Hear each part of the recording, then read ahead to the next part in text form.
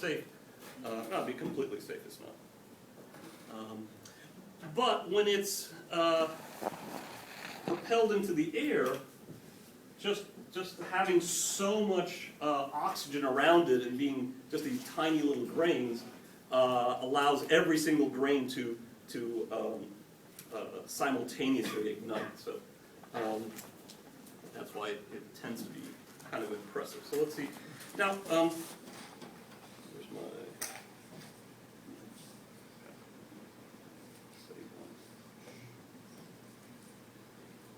I'm running out of these matches.